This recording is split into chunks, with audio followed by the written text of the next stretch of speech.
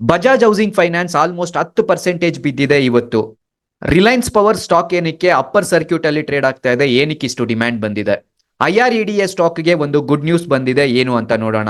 ಸುಜುಲಾನ್ ಮತ್ತೆ ಟಾಟಾ ಸ್ಟೀಲ್ ಸ್ಟಾಕ್ಗೆ short term target ಅನ್ನ ಕೊಟ್ಟಿದ್ದಾರೆ, ಎಷ್ಟು ಅಂತ ನೋಡೋಣ. NTPC ಗ್ರೀನ್ ಎನರ್ಜಿ ಒಂದು ಹೊಸ IPO ದೊಂದಿಗೆ ಬರ್ತಾ ಇದೆ, ಏನು ಅಂತ ಡೀಟೇಲ್ಸ್ ಅನ್ನ ಚೆಕ್ ಮಾಡೋಣ.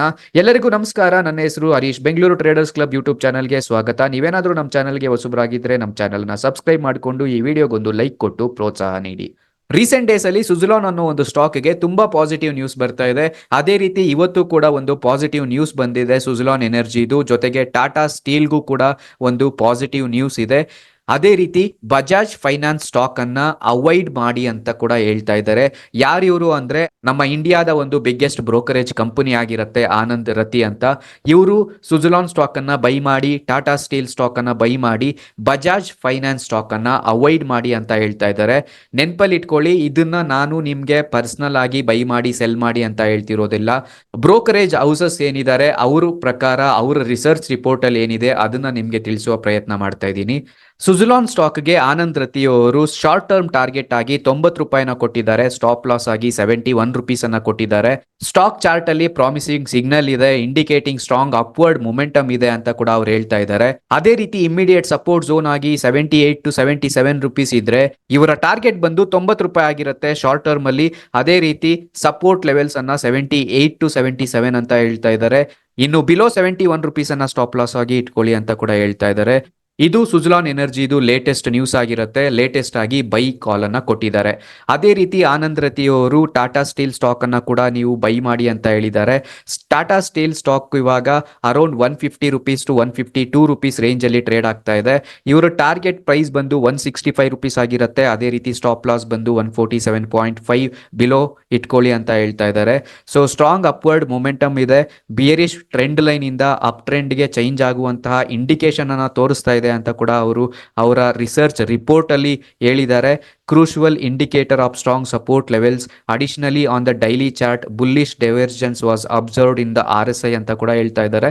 ಇವರ ಟಾರ್ಗೆಟ್ ಪ್ರೈಸ್ ಬಂದು 165, ಸ್ಟಾಪ್ ಲಾಸ್ ಪ್ರೈಸ್ ಬಂದು 147 ರುಪೀಸ್ ಆಗಿರುತ್ತೆ. ಸೊ ಇದೊಂದು ಟಾಟಾ ಸ್ಟೀಲ್ದು ರಿಸರ್ಚ್ ರಿಪೋರ್ಟ್ ಆಗಿರುತ್ತೆ ಆನಂದ್ ರತಿ ಅವರ ಪ್ರಕಾರ. ಇನ್ನು IREDA ಅಥವಾ ಇರಿಡಾ ಸ್ಟಾಕ್ದು ಒಂದು ಗುಡ್ ನ್ಯೂಸ್ ಬಂದಿದೆ. 4500 ಕ್ರೋರ್ಸ್ ಅನ್ನ ಇವರು ವಯಾ QIP ಮುಖಾಂತರ ಫಂಡ್ ಅನ್ನ ರೈಸ್ ಮಾಡ್ತಾ ಇದ್ದಾರೆ. ಮುಂದೆ ಬರುವಂತಹ ದಿವಸದಲ್ಲಿ ಕಂಪನಿನ ಡೆವಲಪ್ಮೆಂಟ್ ಮಾಡೋದಿಕ್ಕೆ ಈ ಫಂಡ್ ಅವಶ್ಯಕತೆ ಇದೆ ಅಂತ ಹೇಳಿ ವಯಾ QIP ಮುಖಾಂತರ 4500 ಕ್ರೋರ್ಸ್ ಫಂಡ್ ಅನ್ನ ಇನ್ಕ್ರೀಸ್ ಮಾಡ್ಕೊಳ್ತಾ ಇದ್ದಾರೆ. ಇದು ಯಾವ ರೀತಿ ನಡೆಯುತ್ತೆ, QIP ಅಂದ್ರೆ ಏನು ಅಂತ ನೋಡೋದಾದ್ರೆ, QIP ಅನ್ನೋದು ಕ್ವಾಲಿಫೈಡ್ ಇನ್ಸ್ಟಿಟ್ಯೂಷನ್ ಪ್ಲೇಸ್ಮೆಂಟ್ ಆಗಿರುತ್ತೆ. ಏನಿದು ಇನ್ಸ್ಟಿಟ್ಯೂಷನ್ಸ್ ಪ್ಲೇಸ್ಮೆಂಟ್ ಅಂದ್ರೆ, QIP allows them to raise funds buying issuing new shares to institutional investors like banks and mutual funds. The government, which is majority shareholder in IREDA, will reduce its stake by issuing new shares. ಅಂದ್ರೆ government ಹತ್ರ ಏನಿದೆ 7% ಅಷ್ಟು stake ಅನ್ನ banks ಗೆ ಮತ್ತೆ mutual fund ಹೌಸಸ್ಗೆ, ಅಂದ್ರೆ ಇವರೆಲ್ಲ ಕೂಡ ಇನ್ಸ್ಟಿಟ್ಯೂಷನಲ್ ಇನ್ವೆಸ್ಟರ್ಸ್ ಆಗಿರ್ತಾರೆ, ಇವರಿಗೆ ಮಾರಾಟ ಮಾಡೋ ಮುಖಾಂತರ 4500 ಕೋಟಿ ಫಂಡ್ ಅನ್ನ ರೈಸ್ ಮಾಡ್ತಾ ಇದ್ದಾರೆ ಅಂತ ಅರ್ಥ. ಇದೊಂದು ಗುಡ್ ನ್ಯೂಸ್ ಆಗಿರುತ್ತೆ IREDA ಸ್ಟಾಕ್ಗೆ. ಮುಂದೆ ಬರುವಂತಹ ದಿವಸದಲ್ಲಿ ಡೆವಲಪ್ಮೆಂಟ್ ಕಡೆ ಹೆಚ್ಚು ಗಮನ ಹರಿಸಬಹುದು. ಕಂಪನಿ ಯಾವ ರೀತಿ ಡೆವಲಪ್ಮೆಂಟ್ ಆದ್ರೆ ಅದರ ಕಂಪನಿಯ ಶೇರ್ ಹೋಲ್ಡರ್ಸ್ ಗೆ ಬೆನಿಫಿಟ್ ಆಗುತ್ತೆ, ಕಂಪನಿಯ ಶೇರ್ ಪ್ರೈಸ್ ಇಂಪ್ಯಾಕ್ಟ್ ಆಗುತ್ತೆ, ಕಂಪನಿಯ ಶೇರ್ ಪ್ರೈಸ್ ಇನ್ಕ್ರೀಸ್ ಆಗುವಂತಹ ಎಲ್ಲಾ ಚಾನ್ಸಸ್ ಕೂಡ ಇರುತ್ತೆ. ಸೊ ಇದು IREDA ಲೇಟೆಸ್ಟ್ ನ್ಯೂಸ್ ಆಗಿದ್ರೆ, ರಿಲಯನ್ಸ್ ಪವರ್ ಇವತ್ತು ಅಪ್ಪರ್ ಸರ್ಕ್ಯೂಟ್ ಅಲ್ಲಿ ಟ್ರೇಡ್ ಆಗ್ತಾ ಇದೆ. ನೀವು ನೋಡಿರ್ಬೋದು ಲಾಸ್ಟ್ 2 to 3 ಡೇಸ್ ಇಂದ ಕೂಡ ಅಪ್ಪರ್ ಸರ್ಕ್ಯೂಟ್ ಅಲ್ಲೇ ರಿಲಯನ್ಸ್ ಪವರ್ ಟ್ರೇಡ್ ಆಗ್ತಿರೋದು. ಏನು ಇದರ ಮೇಜರ್ ರೀಸನ್ಸ್ ಅಂತ ನೋಡೋದಾದ್ರೆ, Reliance power settles obligation worth 3872 crore, achieves debt free status, shares it upper circuit.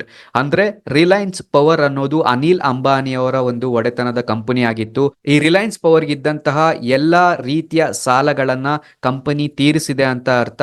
Company debt free ಆಗಿದೆ, ಅಂದ್ರೆ ಸಾಲ ಮುಕ್ತ ಆಗಿದೆ ಅಂತ ಅರ್ಥ. ಇದೇ ರೀಸನ್ಗೆ ಅಪ್ಪರ್ ಸರ್ಕ್ಯೂಟ್ ಅಲ್ಲಿ ಸ್ಟಾಕ್ ಸ್ಟ್ರಾಂಗ್ ಅಪ್ಪರ್ ಸರ್ಕ್ಯೂಟ್ ಅಲ್ಲಿ ಟ್ರೇಡ್ ಆಗ್ತಾ ಇದೆ.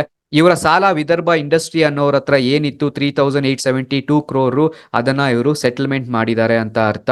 Reliance power also announced it as zero debt from banks and financial institutions. ಅಂದ್ರೆ ಬ್ಯಾಂಕ್ ಅವ್ರ ಹತ್ರ ಆಗಿರ್ಬೋದು, ಫೈನಾನ್ಷಿಯಲ್ ಇನ್ಸ್ಟಿಟ್ಯೂಷನ್ ಹತ್ರ ಆಗಿರ್ಬೋದು, ಅವ್ರು ತಗೊಂಡಿರುವಂತಹ ಎಲ್ಲಾ ಸಾಲನ ತೀರಿಸ್ಬಿಟ್ಟಿದೀರಿ ಅಂತ ತಿಳಿಸಿದ್ದಾರೆ. ಕನ್ಸಾಲಿಡೇಟೆಡ್ ನೆಟ್ ವರ್ತ್ ಇವಾಗ 11,155 ಕೋಟಿಗೆ ಏರಿಕೆ ಆಗಿದೆ. ಇದೇ ಕಾರಣಕ್ಕೆ ರಿಲಯನ್ಸ್ ಪವರ್ ಅಪ್ಪರ್ ಸರ್ಕ್ಯೂಟ್ ಅಲ್ಲಿ ಲಾಕ್ ಆಗಿದೆ. ಅಪ್ಪರ್ ಸರ್ಕ್ಯೂಟ್ ಅಂದ್ರೆ ಓನ್ಲಿ ಬೈಯರ್ಸ್ ಮಾತ್ರ ಇದ್ದಾರೆ, ಸೆಲ್ಲರ್ಸ್ ಯಾರು ಕೂಡ ಸೆಲ್ ಮಾಡೋದಕ್ಕೆ ಇಂಟ್ರೆಸ್ಟ್ ತೋರಿಸ್ತಾ ಇಲ್ಲ ಅಂತ ಅರ್ಥ. ಇನ್ನು ಲೇಟೆಸ್ಟ್ ಆಗಿ ಟ್ರೆಂಡಿಂಗ್ ಅಲ್ಲಿರುವಂತಹ Bajaj housing finance limited shares ಬಗ್ಗೆ ಮಾತಾಡಲೇಬೇಕು. ನೀವು ನೋಡಿರ್ಬೋದು, ಬಜಾಜ್ ಹೌಸಿಂಗ್ ಫೈನಾನ್ಸ್ ಲಿಮಿಟೆಡ್ಗೆ ತುಂಬಾನೇ ಡಿಮ್ಯಾಂಡ್ ಅನ್ನೋದು ಕ್ರಿಯೇಟ್ ಆಗಿತ್ತು.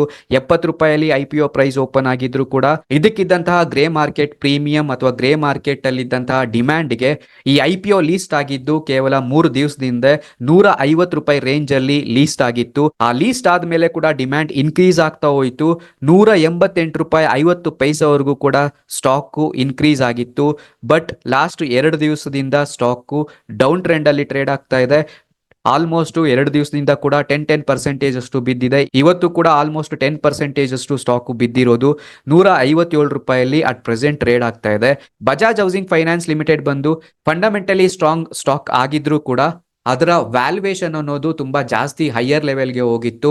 ಸೊ 188 ರೂಪಾಯಿಂದ ಪ್ರಾಫಿಟ್ ಬುಕ್ಕಿಂಗು ಹೆವಿಯಾಗಿ ನಡೀತಾ ಇದೆ. ಪ್ಯಾನಿಕ್ ಸೆಲ್ಲಿಂಗ್ ನಡೀತಾ ಇದೆ. ಯಾರೆಲ್ಲ IPO ನಲ್ಲಿ ಬೈ ಮಾಡ್ಕೊಂಡಿದ್ರು 70 ರೂಪಾಯಿ ರೇಂಜಲ್ಲಿ ಅವ್ರಿಗೆ ಸಿಕ್ಕಿತ್ತು, ಅವರು 188 ರೂಪಾಯಿಂದ ಒಂದೇ ಸಮನೆ ಸ್ಟಾಕ್ಸ್ ಅನ್ನ ಸೆಲ್ ಮಾಡೋದಕ್ಕೆ ಶುರು ಮಾಡಿದ್ದಾರೆ. ಪ್ರಾಫಿಟ್ ಬುಕ್ಕಿಂಗ್ ನಡೀತಾ ಇದೆ ಅಂತ ಹೇಳ್ಬೋದು. ಸೊ ಇದೇ ರೀಸನ್ಗೆ ಇವತ್ತು ಆಲ್ಮೋಸ್ಟ್ 157 ರೂಪಾಯಿ ಟ್ರೇಡ್ ಆಗ್ತಾ ಇರೋ ಈ ಸ್ಟಾಕ್ದು ನಾವು ಟೆಕ್ನಿಕಲ್ಸ್ ಅನ್ನ ಚೆಕ್ ಮಾಡಿದಾಗ 188 ರೂಪಾಯಿಂದ ಸ್ಟಾಕ್ ಅಲ್ಲಿ ನೀವು ನೋಡಬಹುದು 1 ಅವರ್ ಟೈಮ್ ಫ್ರೇಮ್ ಅಲ್ಲಿ ಸ್ಟಾಕ್ ತೀರಾ ಡೌನ್ ಟ್ರೆಂಡ್ ಅಲ್ಲಿ ಟ್ರೇಡ್ ಆಗ್ತಾನೆ ಇದೆ.